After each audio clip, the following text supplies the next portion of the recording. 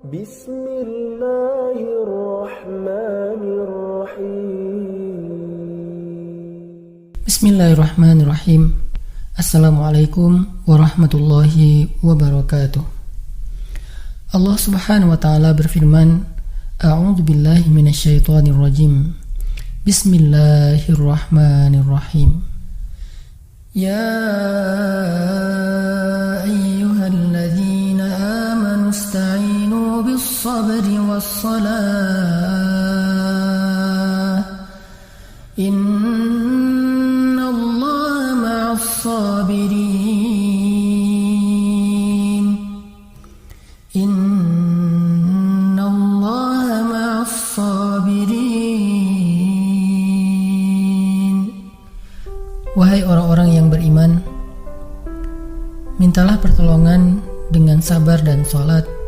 Sesungguhnya Allah bersama dengan orang-orang yang sabar. Kita sering mendengar ayat ini disampaikan oleh para ulama, para da'i, para ustadz, tentang bahwa salah satu di antara cara menjemput pertolongan Allah Subhanahu wa taala itu adalah dengan melakukan ibadah sholat.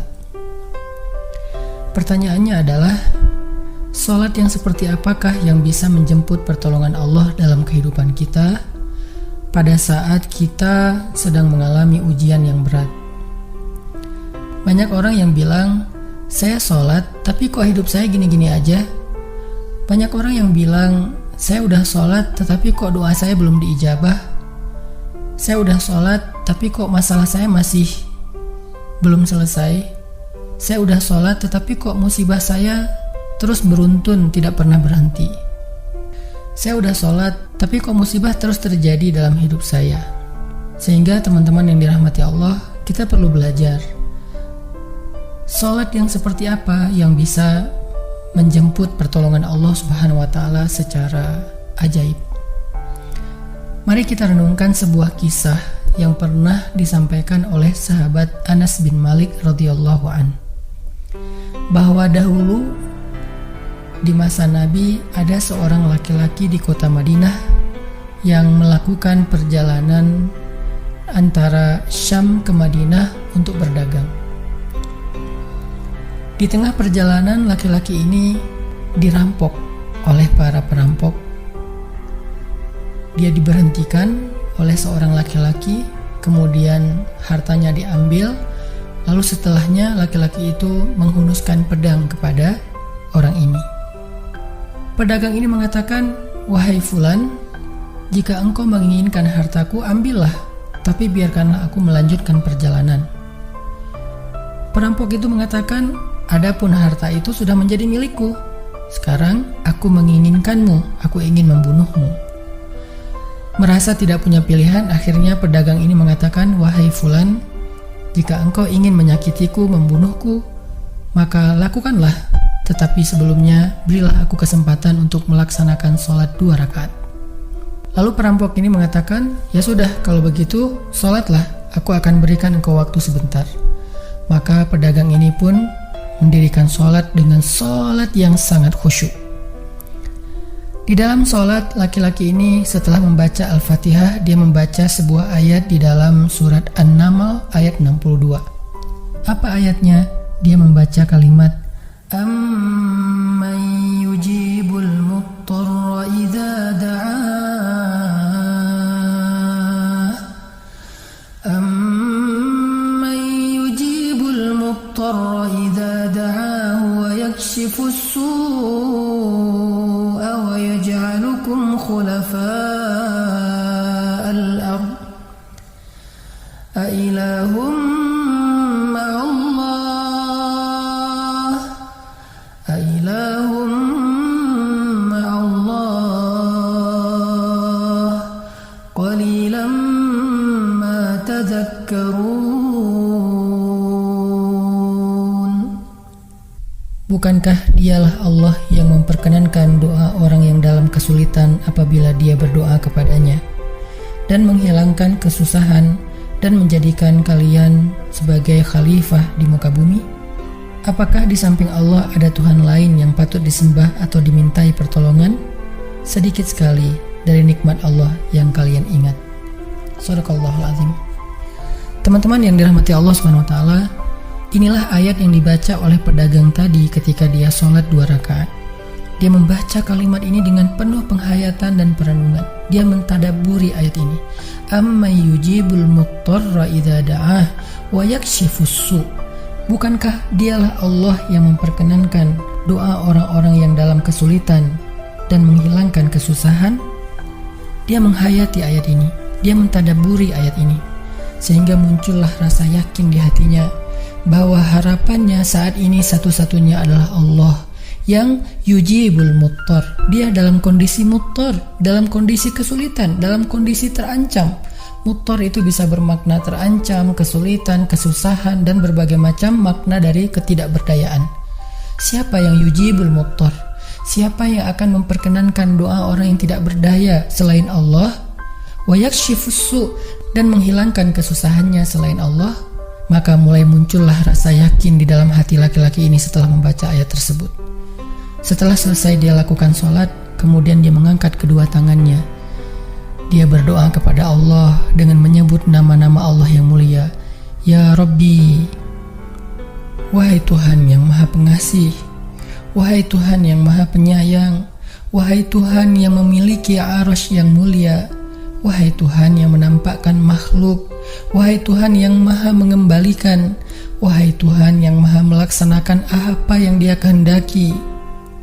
Aku mohon dengan cahayamu yang memenuhi sudut-sudut arasy-Mu. Hamba mohon kepadamu dengan kekuasaanmu yang menguasai makhluk-Mu, dan dengan rahmat-Mu yang meliputi segala sesuatu. Tidak ada Tuhan yang berhak disembah selain Engkau, ya Allah.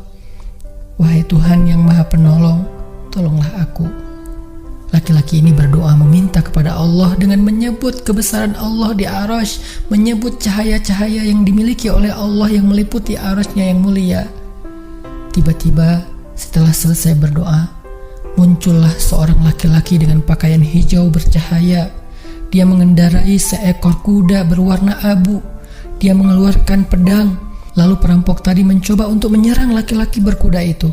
Tetapi laki-laki berkuda itu menendang dengan kudanya sehingga perampok ini terhempas, terjatuh. Kemudian laki-laki tersebut membunuh perampok itu seketika. Kemudian pedagang itu bertanya, "Siapakah Tuan?" Lalu penunggang kuda itu menjawab, "Ketahuilah, saya adalah malaikat yang turun dari langit ketiga. Ketika kamu berdoa kepada Allah kali yang pertama, kami para malaikat mendengar suara gemerincing dari pintu-pintu langit. Sehingga para malaikat bertanya-tanya, apa yang sedang terjadi? Tiba-tiba muncullah doamu yang kedua, hingga pintu-pintu langit terbuka dan nampaklah cahaya yang sangat benderang. Dan di doamu yang ketiga, datanglah malaikat Jibril kepada kami seraya berseru, siapakah di antara kalian wahai para malaikat yang mau menolong hamba Allah itu? Lalu aku memohon kepada Allah agar Ia mengizinkanku melaksanakan tugas ini. Wahai hamba Allah, ketahuilah, barang siapa yang berdoa dengan doa yang engkau baca tadi ketika dalam kesedihan, penderitaan, dan dalam keadaan sedang susah, maka Allah akan melepaskannya dari kesedihan dan akan menolongnya."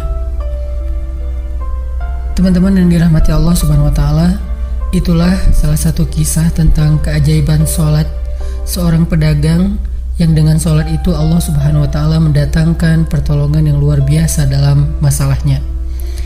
Pertanyaannya adalah, apa rahasia sholat pedagang itu sehingga Allah mendatangkan malaikat khusus yang menunggang kuda berwarna abu, lalu malaikat ini membunuh perampok yang ingin mencelakai pedagang itu?